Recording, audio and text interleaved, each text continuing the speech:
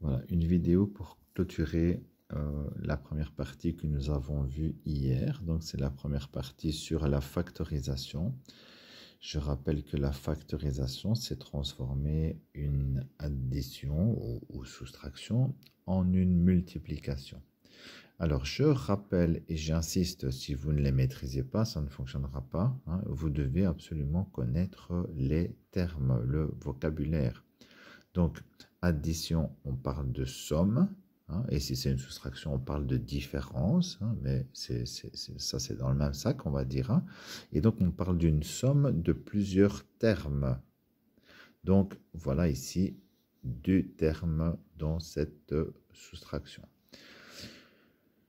Multiplication, on dira que c'est un produit de plusieurs facteurs. Et donc, ces deux termes sont bien des produits de plusieurs facteurs. Et à l'intérieur de A5, ben, il y a 5 facteurs, il y a 5A. Hein. À l'intérieur de B3, il y a 3 facteurs, il y a 3B.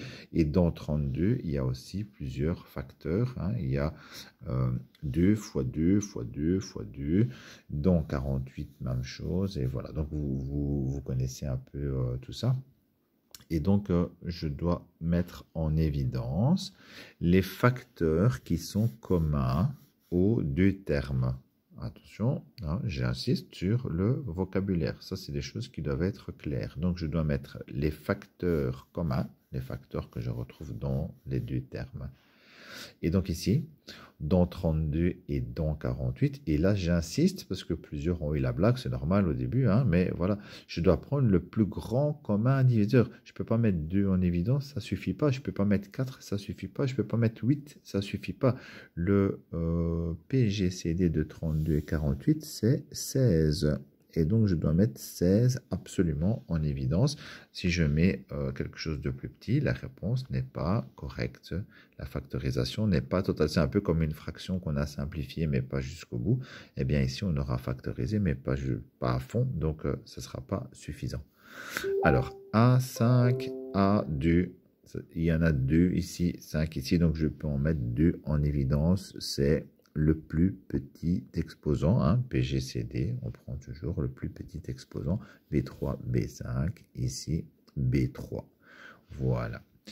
Alors, j'ai mis en évidence. Maintenant, je multiplie, j'ouvre la parenthèse, et dans ma parenthèse, je vais avoir le signe ici, c'est un moins, donc j'aurai le moins ici, et je vais retrouver deux parties, hein, qui vont me permettre de reconstituer mes deux termes, hein, quand je distribue 16a carré b3, par quoi je dois le multiplier pour obtenir le premier terme. Et donc, je dois multiplier le 16 par 2, le a par a3, donc A2 fois A3, ça fera A5, et B3, c'est bon, il est déjà là. Pour le deuxième terme, pour arriver à 48, je dois multiplier par 3. A2 est déjà là, B3, et donc je dois multiplier par B2 pour arriver à B5. Voilà, je pense que ce genre d'exercice était compris par la plupart d'entre vous. Attention au PGCD, à prendre le plus grand nombre possible. Alors, l'exercice suivant. Bon, je ne répète pas tous les détails et tout le vocabulaire, hein. Maintenant, vous pouvez repasser la vidéo plusieurs fois, hein, si vous devez noter des choses ou retenir tout ça. Et donc ici, je vais mettre A carré B en évidence, fois, j'ouvre la parenthèse, je mets un plus à l'intérieur, puisque c'est un plus. Pour retrouver le premier terme, je dois multiplier par 3a. Et pour le deuxième terme, voilà, je voulais insister un peu là-dessus. Quand tout est déjà mis en évidence, n'oubliez pas de multiplier par 1 pour qu'on retrouve le a carré b quand on fait la distributivité. Alors, pour le suivant, attention, j'insiste ici, hein, certains ont fait des distributivités en fait. Hein, donc, forcément, c'est tentant, on n'a fait que ça jusqu'à présent, mais ça ne sert à rien de distribuer. Distribuer, ça va nous renvoyer à une addition. Et nous, ce qu'on veut, c'est factoriser, c'est le contraire. Donc, on ne veut pas une addition, on veut une multiplication. Et donc, on est bien dans la mise en évidence. Pour l'instant, la seule méthode qu'on a vue pour factoriser, c'est la mise en évidence. Après, on va en voir plusieurs, mais pour l'instant, c'est la seule. Et donc, voilà, j'applique la mise en évidence. J'ai une somme de du grand terme.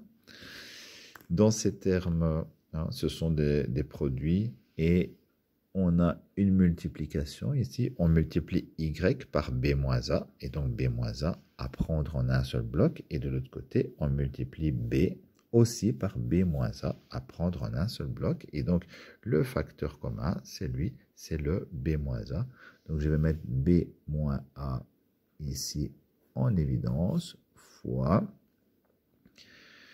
par quoi je dois multiplier pour retrouver le premier terme. Donc le premier terme ici, je dois multiplier b moins a par y.